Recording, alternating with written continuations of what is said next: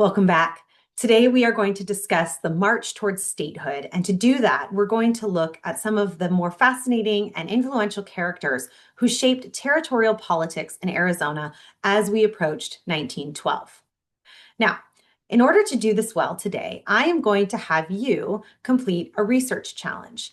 I'd like you to watch the lecture as you're doing, and then when you're done, you're going to do the following things. So we will return back to the challenge instructions at the end of this lecture, but I wanted to give you a heads up front about what you're going to be expected to do. So after this lecture, I'd like you to browse the current module. So the module that we're in, this kind of territorial Arizona as we get towards the close of territorial Arizona into statehood. I want you to select one of the topics, events, or people examined recently during our discussion of territorial history. So, for example, and I've provided you a huge list of things that we've talked about. Some of these we've gone into depth through, lectures, I've given you stories, you've listened to audio files. Others I may have just mentioned in, say, today's lecture, for example. So whatever really interests you, I want you to kind of anchor onto that. So pick a thing that interests you the most. Then what you're going to do is you're going to go searching for a historically valid, right, a historically verified photograph, a primary source that either is of that source, that topic, or relevant to. And I'll talk about that near the end as to kind of where you need to make some creative decisions when you're doing this challenge. You're going to find a photograph and you're going to conduct a little bit of research on your selected topic. When you're ready, you're going to share your photo in the discussion scene or discussion thread rather, and you're going to answer the questions below. You're going to embed the photo. Now that might take a little bit of Googling. How do I embed a photo in a Canvas discussion instead of just linking it? I don't want to link. Here's why. You are all so accustomed to scrolling and just seeing images, right? I want people to be able to just scroll through our discussion and see your image. I don't want them to have to link or click or download a file. So it's your job to present this information in a way that is visually appealing. So you're going to embed the photo in your Canvas discussion.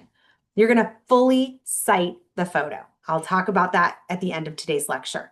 Then you're going to describe what the image portrays that's relevant to territorial Arizona, and tell us a little bit about what this photo can tell us about life in Arizona territory. That's your research project. That's your challenge. That's today's assignment. So in order to get there, let me tell you just a little bit more about territorial Arizona and the cast of characters at play. So let's start with how Arizona was named a territory 3 different times. When the United States acquired from Mexico in the late 1840s so much of the American Southwest, what happened was the very most important crucial issue at play was not westward migration, was not gold discovered in California. That came later. What it was the expansion of slavery. That's because slavery combined the 2 most heated topics of the US policy and government, slavery and westward expansion, when it came to the American Southwest. So the stage was set for an epic battle of wills when it came to, would the West be slaveholding or would the West be free? And this wasn't just a moral discussion. Of course, there was morality at the basis of it. It was not just like whether or not all men should be free.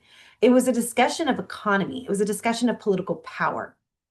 When you have half of the country, the South, who believe in slave-holding economic systems, people, human beings, are equated to financial wealth. They're equated to material items, money, and or property, right? Land.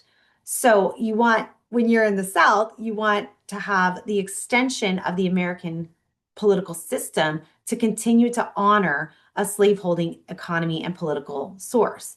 When you're in the North and people are not allowed to be held in slavery or hold others in slavery, the economic power of the North is founded in something entirely different.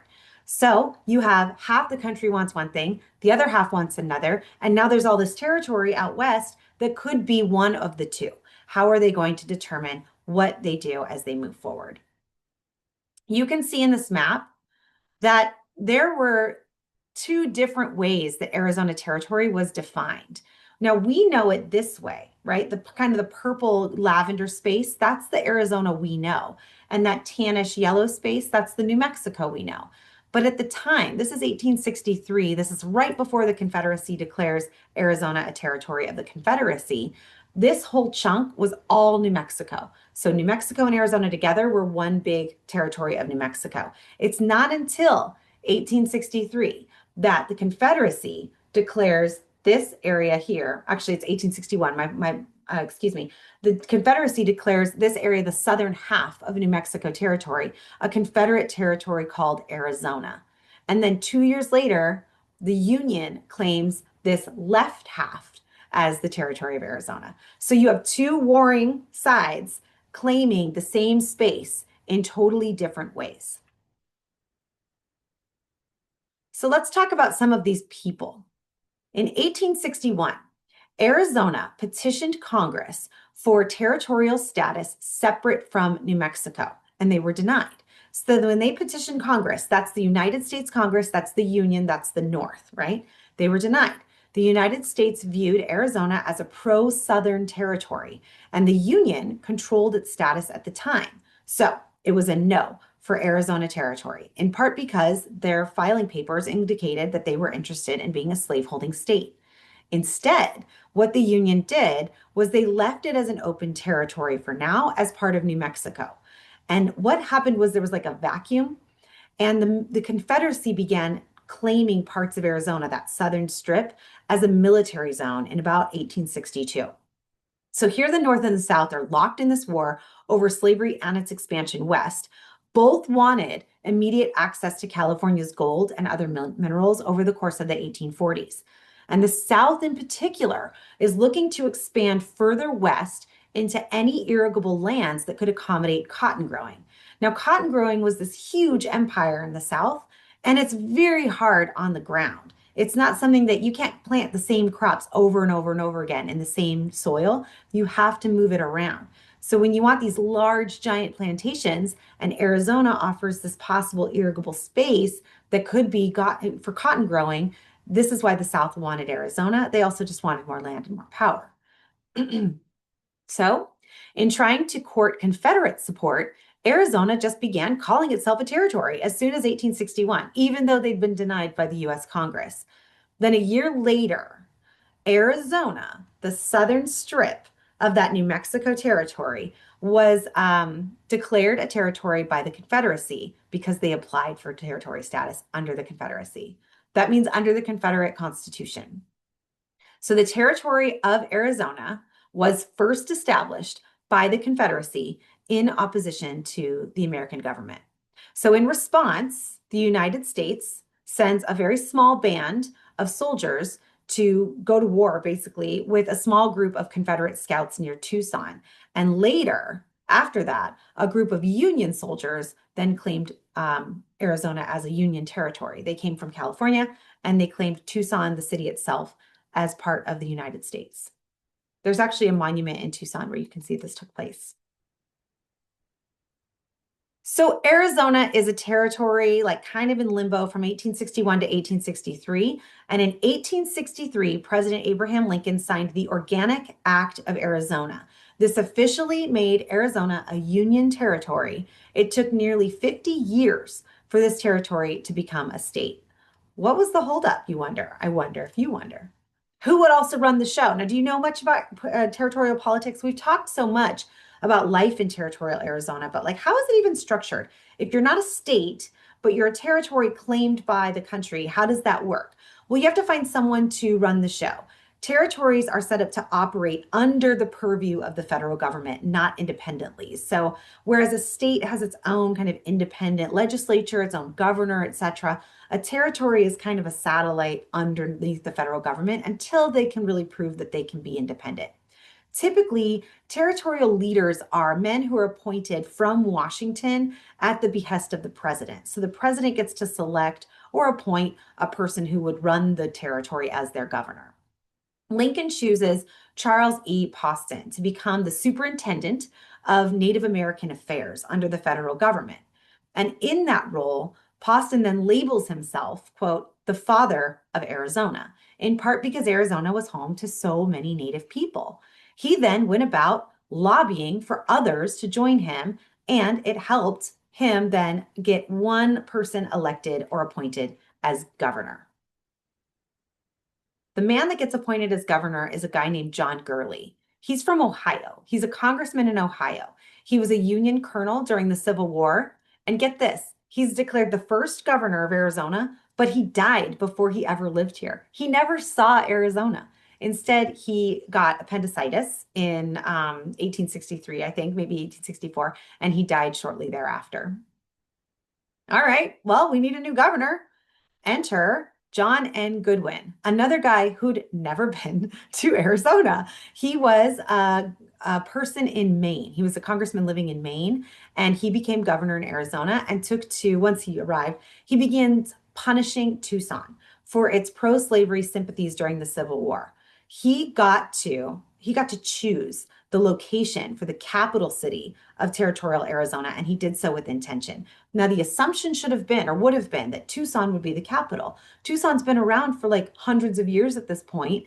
It's very well established. It's got, trade networks between Mexico, Santa Fe, and throughout into California. But he's mad at Tucson because of their pro-slavery alignment. So he makes a different choice. Tucson was called the Old Pueblo at the time. It had served as the de facto central site of government activities. But did you know that the capital of Arizona actually relocated 4 times before Phoenix became the capital? Now, it's the 1860s. Phoenix doesn't exist yet. I mean, there had been people living here in the Salt River Valley, but the city Phoenix was not established until 1887. So that's completely out of the question. There's a quote from Luke Bate of the Arizona State Capitol Museum. He said, "The first state capital of Arizona really depends on what side you were on when it came to the Civil War. Tucson, if you're on the Confederate side, is the first capital of Arizona. It's called the Old Pueblo for a long time. It's established as the capital city two different times, 1862 and then from 1867 to 1877. So in 1862, when the territory of Arizona was stacked horizontally between New Mexico or below New Mexico, and then seceded to the Union to join the Confederate cause. Not many people were very happy about this, right? There were very few Union leaders who were happy about this. So when the federal government creates this new Arizona territory boundary that looks like it does today, in part it's to do that to split the southern affiliation from the southern half of the New Mexico territory. So in 1864, the U.S. government chose a new capital, and that was Prescott. Quote, "Throughout the Civil War, there are essentially 2 capitals of Arizona, 2 different Arizonas. And until the ending of the Civil War, that really officially clarifies everything and puts Arizona into shape. We then have Prescott." So by 1867, the capital moves again, this time back to Tucson. The man of the Arizona's Capitol Museum, his last name's Bate, he said it was a well-developed city with more resources than any other in the territory, including Prescott. But he also said that the Arizona Territorial Legislature saw this as a way to assure the Confederates would stay sympathetic towards Arizona, even though they no longer existed or operated Arizona. So the United States government, though, establishes Prescott as its capital in 1864. Much of this was done under Goodwin's guidance because he was looking for a way to punish and remove resources from Tucson, as well as from the whole of southern Arizona, because they aligned with the Confederacy. Where is Prescott? Why was it an attractive place? Well, it's nestled in the nearby and relatively, right, Bradshaw Mountains. It also had bounties of gold. And it was somewhat close to the logging and railroad empire, which was growing in Flagstaff, about 2 hours by car north. So it was further away than, then before there were cars, but it was accessible. But the capital moves back and forth over the course of about 30 years. And the final reason, do you ever wonder, why does it keep moving back and forth? Who are the people? Like, when you think of today's politics and how it's like rife with controversy and drama, and there's always some sort of conflict happening. This has been true from the beginning. So what were some of the dramas and conflicts happening over territorial capital cities in Arizona territory? Well, let's take a look. The final straw is a tale of mythic proportions, and it could possibly be somewhat legendary. And I want to tell you the stories as told by an Arizona historian and storyteller, Marshall Trimble. Trimble's version of how Prescott became the capital in the late 1880s goes something like this. He calls it the story of the thieving 13th because it's the 13th legislative session. This is one of the most interesting sessions in Arizona history. The 13th legislature meets in 1885 in the capital of Prescott. That year, the citizens of Tucson raised a bunch of money and told their delegates to go to the legislative session and bring back the capital. Here's all this money. We want the capital back in Tucson. Nothing else would be accepted. But there were other delegates lobbying for other things. Pinal County wanted a bridge across the Gila River. Cochise County wanted to secede from the territory altogether. Maricopa, where we're at, wanted a normal school, which is a university for teachers. And Phoenix wanted what they called at the time an insane asylum. Tucson and Prescott, however, both wanted the capital. So when you go to a legislative session, each one of the delegates is usually representing either a city or a county. And those were some of the demands the delegates were requesting. Mother Nature, now these are quotes from Trimble. Mother Nature, as she often does, intervened with a flood on the Salt River, which forced the Pima County, Tucson, delegates to travel by train from Maricopa to Los Angeles, and then Los Angeles to Ash Fork, which is about 50 miles kind of northwest of Prescott, where the legislature was meeting. They then planned to take a stagecoach back to the Capitol, and then a snowstorm stopped them on their way. So one of the delegates, a man named Bob Leatherford, what he did, remember they have all this money that they've raised from Tucson, and there's no like digital money at the time. There's no writing a check. So this guy, Bob Leatherford, takes a sack full of money and he rides a mule into Prescott. By the time he arrived, though, all political trades had already been made and prizes handed out. Prescott remains the capital. Cochise stuck in the territory. You can't secede. Phoenix gets its asylum, and a bridge was approved for Florence. Tempe got the normal school. That's the origination of Arizona State University. It used to be a teacher's college. The Tucson delegates realized in horror that because they missed the train, really, they missed the stagecoach, they had been unsuccessful. The only thing left on the table was a university.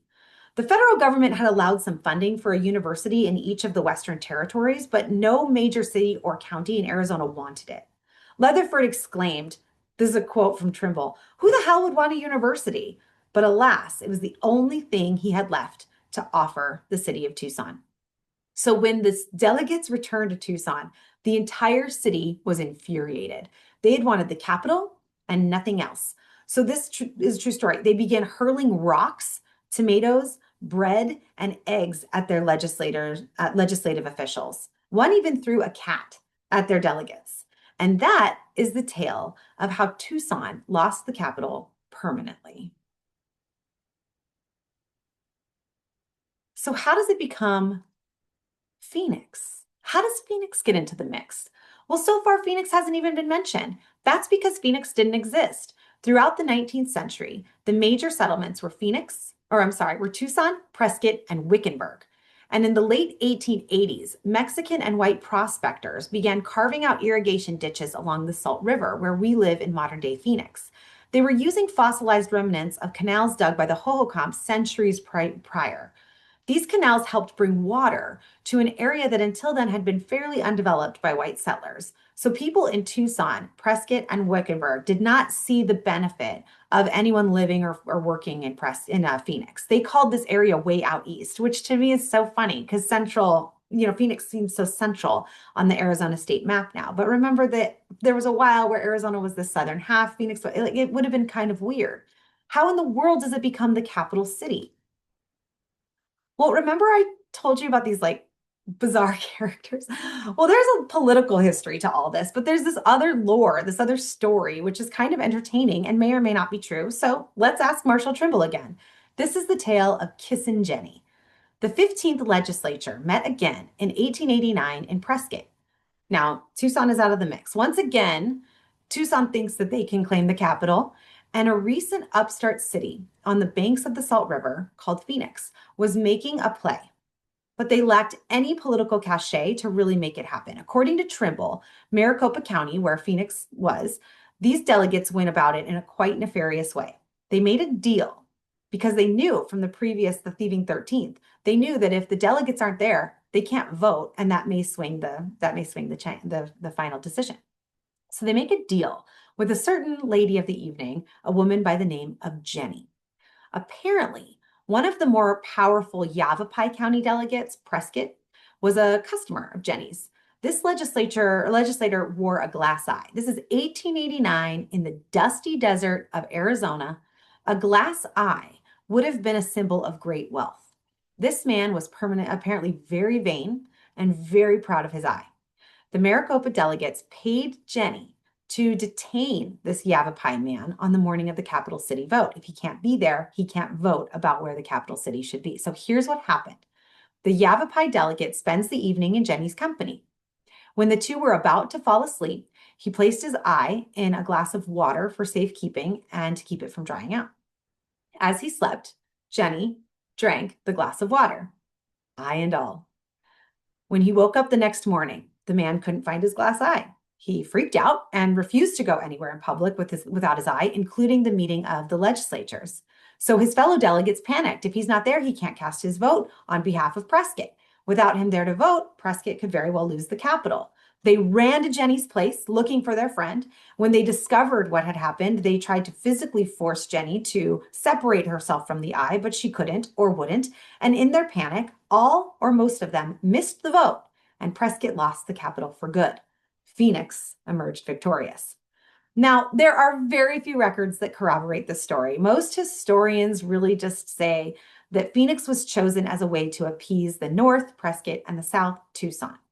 Phoenix was also becoming more powerful, and because of its central location, as well as its proximity to two waterways, the Salt and the Gila, made it a very attractive capital. This city had only been founded as a township 2 years prior, but it would emerge as one of the largest and most powerful centers of the American West. But even so, Arizona remains a territory for like 50 years, and it desperately tried to become a state. What was life like in Territorial Arizona? Well, I've told you a little bit about a man named Jesus Leopoldo Otero, a Sonoran-born youth who made a fortune raising cattle and became one of the most prominent citizens in Phoenix, even though other Mexican newcomers were quickly ostracized. Otero was among some of the founding Phoenix members. He oversaw construction of St. Mary's Church, the first Catholic church in Phoenix. Phoenix founders, though, found all manner of racial, ethnic, and national backgrounds. Mexican native engineers, for example, helped teach white counterparts how to build with adobe. So for the first few years, Phoenix really resembled a Sonoran town. But boosters thought this was a problem. It might keep white Midwesterners from coming to the South, Southwest, excuse me. So they sought to attract more affluent whites who would arrive in the city by promising that this dusty town had kind of a Mexican nostalgia, right? It had a Mexican lore, a Mexican look, but not too many of the people from Mexico or Sonora. And they wrote policies that limited Mexican and native property ownership or even just native appearance in public places. And so they began to force through policy. This isn't just like practice or a harassment, which is its own issue. They wrote policies that did not allow Mexicans or native people to live and work, and in some cases even be north of Washington Street. And later, that boundary became the railroad tracks. I've also told you a little bit about Trinidad Escalante. Now, she's a prime example of the contradictions at play in Arizona territory. She's an American citizen who started out as a Mexican citizen. She helped found Phoenix along with her infamous husband, Jack. But Jack died just a few years after Phoenix was founded, leaving Trinidad and their 16 children, some of them were adopted Apache teenagers, to live in the city where he originated. She later marries a German immigrant and continues to thrive in Phoenix at her home and at her home in the Bradshaw Mountains. When she died, it's 1925. Arizona had been a state by the time she died for 13 years. One of the only surviving photos of Trinidad shows her gardening in front of her Phoenix house with a 1920s horseless carriage. We call them cars behind her. Can you imagine the changes that Trinidad experienced in her lifetime? Arizona went from being on the northern frontier of Mexico to being on the western frontier of America to New Mexico to then Arizona territory and finally the last state of the lower 48. She would have been among the first women to get the right to vote since Arizona enacted women's suffrage before any state in the United States. Think about that. Trinidad's legacy was almost lost, however. She was buried in an unmarked grave. It took more than 70 years to right that wrong. What sacrifices did she make? What votes did she cast while she had the right? There are some other aspects of Arizona territorial life that I'd love you to consider. Have you ever been driving on or past Indian School Road, and do you ever wonder where it got its name? Arizona's territorial period lasted from 1861 to 1912, which dovetailed with a federal initiative to control and dominate America's native people. Through murder and warfare, coercion, fear, relocation, and education, the federal government sought to either obliterate or Americanize Native people. One of the ways they did this was through forced schooling. Native children across the states and territories were forced into boarding schools, off-site, live-in schools, very far away from their families.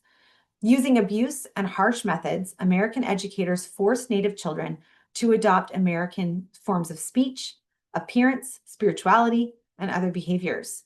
So on this slide on the left, you can see a group of Apache children from Arizona as they arrived at a boarding school.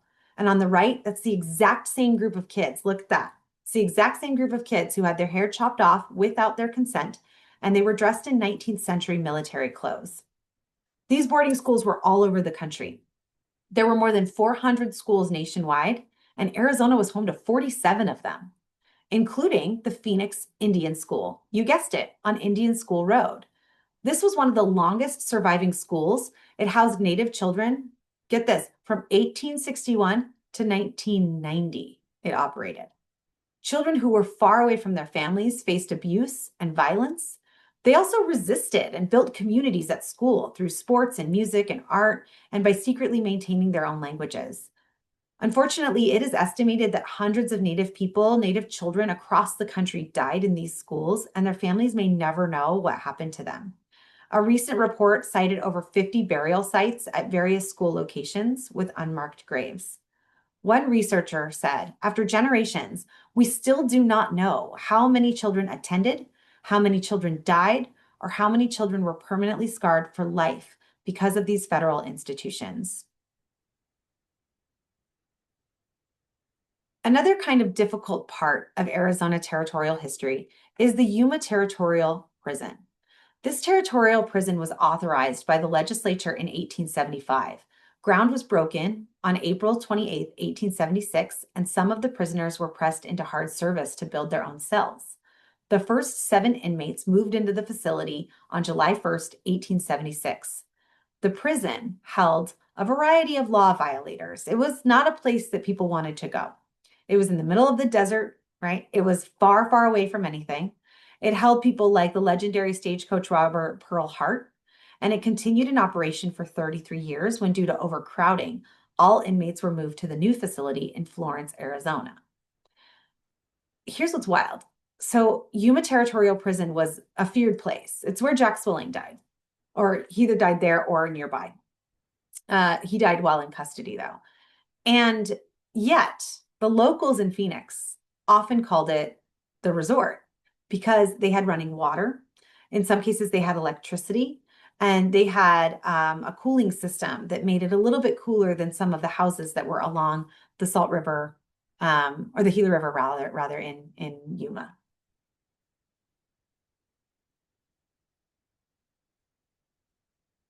Now, Yuma is 3 hours by car from Phoenix. So back to Phoenix. What makes Phoenix so attractive for newcomers?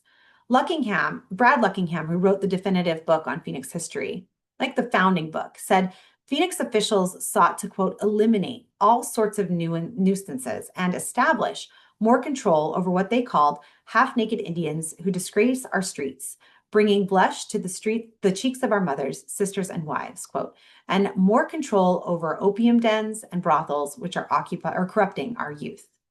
So I want you to see in Phoenix in 1887, this is a quote within a quote from a newspaper article describing life in Phoenix in the 1880s. It's a township. It's been founded as the capital, but it's also at war with itself when it comes to appearance. Who gets to claim Phoenix as their own? Who gets to show Phoenix as their version of reality in Arizona. That will be things we discuss in the future. So back to your challenge. Think back on this lecture today. Think back on the several lectures or audio files that you've paid attention to over the course of the last few days. Browse through the current module, Arizona Territory. Select one topic. Maybe you're interested in Yuma Territorial Prison. Maybe you're interested in the Acma Otham talking stick. Maybe you're interested in these like 3 different guys who served as governor or like kind of important people in Arizona politics, and you need to know more because I really just gave you a little bit of an introduction. Select one topic. Choose that. Then conduct a search on the Arizona Memory Project. I'm going to show you what that is in a moment. You're going to select a photo that represents your topic. Now, you may not find the exact picture. Maybe you're interested in the Acma Otham talking stick, but you can't actually find it. Well, then find something that's like it or tells you more about the world around it, right? And then you're going to share your photo and discuss it with us.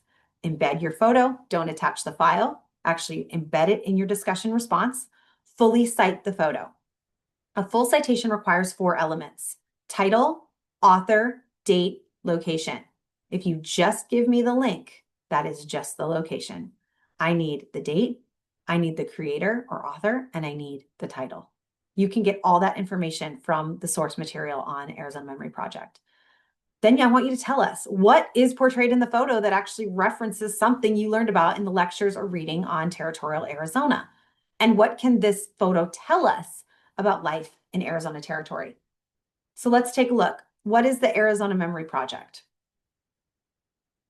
This is the Arizona Memory Project. It is a digital archive managed by the state archives. That is, any photo can be shared on there if it meets a certain level of criteria. And you can find all sorts of things. So you just use search. And let's say you're interested in the Yuma Territorial Prison. Search it. And look at that. All these photos of the Yuma Territorial Prison. Let's click on this one. Entry to the Yuma Territorial Prison. Now take a look at this. Date original, 1980, or date range, 1980s. That's your date. Publisher or contributing institution. Contributing institution is the owner. That may not be the person who took the photo. So you can keep looking for those kinds of things, but contributing institution is the owner. State archives, okay.